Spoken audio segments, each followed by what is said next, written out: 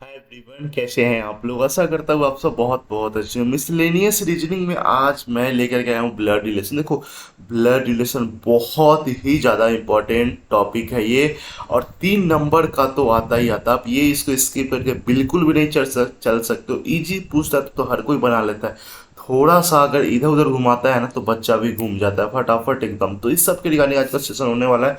छोटा सेशन लेकिन बहुत ही धमाकेदार के साथ, मतलब कैसे इस क्वेश्चन को आप टैकल कर सकते हैं। और ये ना क्लर्क में नहीं, पीओ प्रीलिम्स में इस तरह का आता है, लेकिन आपको प्रैक्टिस तो करना ही पड़ेगा।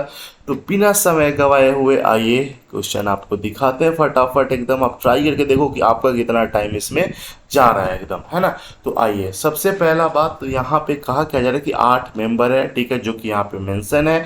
और पहले इन्फॉर्मेशन पढ़ लेना है, उसके बाद ओनली 2 मैरिड कपल, दो ही लोग का बैंड बजा हुआ है, ठीक है।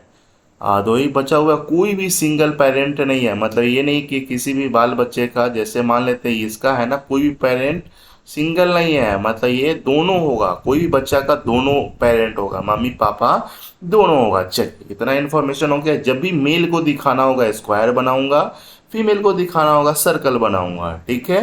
कपल को दिखाना होगा तो ऐसे करके दिखा देंगे, है ना। चलिए, कहा क्या तरीका देखो, बेसिक ये तरीका देखिए आप बनाते कैसे इसको। जैसे कहा क्या जा रहा है, R is married, marriage the daughter of Q. R is married the daughter of Q. R का शादी जो है ना, इसके साथ हुआ है,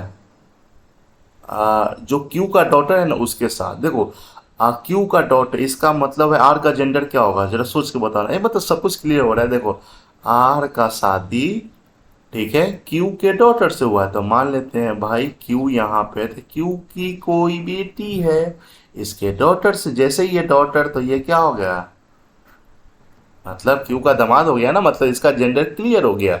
ठीक है, क्यू के बारे में क्या बोला गया है कि क्यू हु हैज 2 चिल्ड्रेन, मतलब एक तो चिल्ड्रेन नहीं होगा, क्यू के पास एक और संतान है, ठीक है। चलो, अब आगे क्या कहा जा रहा है मेरे भाई, ये लाइन आपको कंफ्यूज करेगा। Q is the sister in law of S. लो, इतना तो हमको पता चल गया कि क्यू का जेंडर जो है ना वो फीमेल है, लेकिन क्यू सिस्टर इन लॉ है। अच्छा, सिस्टर इन लॉ किस किस केस में हो सकता है, जरा सोच के बताओ।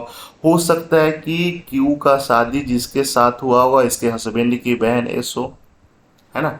और क्या हो सकता है, और कुछ होगा तो आप कमेंट में करके बताना एकदम, है ना। यही हुआ होगा ना। चलो, अब यहाँ पे अब देखो, अब आपको ये भी नहीं है कि हम तो और ज़्यादा इसमें मंथन कर सकते हैं, लेकिन पहले ही बोला गया कि दो ही मैरिड कपल है, तो एक कपल यहाँ पे दूसरा कपल यहाँ पे आ गया। अब ज़्यादा दिमाग बिल्कुल भी नहीं लगाना है ना। चलिए, अब आगे कहा क्या जा रहा है कि V is the only child of U. Only child of U आपको पहले भी बोला गया है कि वैसे, मतलब जैसे यू है ना, वी इज द चाइल्ड है, मतलब वी के मम्मी पापा दोनों होंगे, ठीक है। तो अगर हम, और सिंगल चाइल्ड है वी, तो हम यहाँ पे यू कर नहीं सकते, क्योंकि यहाँ पे जो होगा उसका 2 बाल बच्चा होगा। तो इसीलिए V is the only child of U, तो यहाँ पे हमको यू करना पड़ेगा मजबूरन में, वी को हमको यहाँ पे ही करना पड़ेगा, तभी तो वी जो है ना यू का सिंगल चाइल्ड है, ठीक है, और कोई किंतु परंतु नहीं है। चलो, अब आगे क्या कहा जा रहा है कि T is the sister in law of grandfather of V. देखो, मतलब टी जो है ना वी का ग्रैंड फादर, तो वी का ग्रैंड फादर कौन होगा, वी का ग्रैंड फादर ये हो जाएगा, ठीक है। इसका सिस्टर इन लॉ, इसका सिस्टर इन लॉ कौन है, टी है, तो इसका सिस्टर इन लॉ टी तो यहीं पे हो जाएगा भाई। मतलब इसकी शाली है, शाली। साली क्या होती है बताओ ठीक है, मतलब इसकी वाइफ की मतलब सिस्टर, ठीक है। चलो, अब हमको 1 2 3 4 5 6, एक यहाँ पे कोई होगा 7 और एक 8 हो गया। चलो, अब एक लाइन यहाँ पे बोला गया कि W is younger than P, ठीक है। W is younger than P, तो W यहाँ पे होगा या फिर P यहाँ पे होगा, जो छोटा है भाई नीचे होगा ना। W इज यंगर मतलब क्या होता है, छोटा, जवान, युवक। W is younger than P, P के तो यहाँ पे क्या हो जाए, W is younger than P हो गया आपका, यहाँ पे हो गया, ठीक है। चलो, 8 लोग तो हो गया। अब एक लाइन बोला गया है कि P who does not have sister, P के पास कोई बहन नहीं है, मतलब एस भी क्या है, इसका भाई है।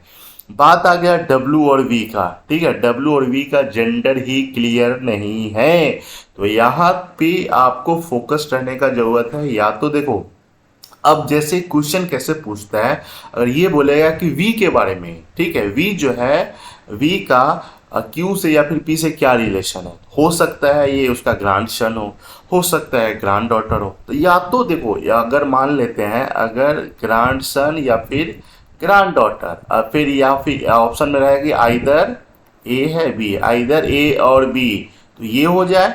ठीक है, अगर ये वाला ऑप्शन है तो आपको ये लगाना है, अगर दोनों इसमें दिया हुआ है तो, नहीं तो सीधा सीधा भाई कांट बी डिटरमाइंड सीधा से, क्योंकि जिसका जेंडर ही क्लियर नहीं है। हो सकता है मेल भी हो जाए फीमेल भी हो जाए, डब्लू के केस में भी वही है, हो सकता है मेल भी हो जाए फीमेल हो जाए। पूछ ले कि हाँ डब्लू का आर से क्या रिलेशन है, तो हो सकता है कि ये इसका सिस्टर इन लॉ हो, या फिर हो सकता है ब्रदर इन लॉ, कुछ भी हो सकता है। जिसका जेंडर क्लियर नहीं है तो वहां पे आपको स्मार्टली खेलना है। तरीका कैसा लगा, अच्छा लगा तो जो इसको शेयर कर दे, चैनल पहली बार है आप सपोर्ट कर दे, और उसके बाद वाला बार है मतलब दूसरी बार तीसरी बार है, कमेंट कर दे, लाइक कर देना यार, है कि नहीं। टेलीग्राम का लिंक डाल देते डिस्क्रिप्शन में, ज्वाइन करना एकदम नहीं भूलना है, ज्वाइन कर लीजिए। डेली टारगेट सुबह 6 बजे आ जाता है, टारगेट को पूरा कीजिए और बैंकर बनिए, क्योंकि पूरा आगे वाला जो भी आपका एग्जाम होने वाला है ना, टारगेट उस पैटर्न को फॉलो करता है। भाई करो, कोई भी डाउट है टेलीग्राम पे आप हमसे बात कर सकते हो, पूछ सकते, इतना सारा सुविधा। वो भी कॉस्ट क्या है, सबका कॉस्ट है ना, सबका कॉस्ट है 0, लेकिन आपका टाइम मेरे लिए बहुत ही ज़्यादा कीमती है। आई होप पूरा समझ गए होंगे। चलिए बाय बाय, टेक केयर।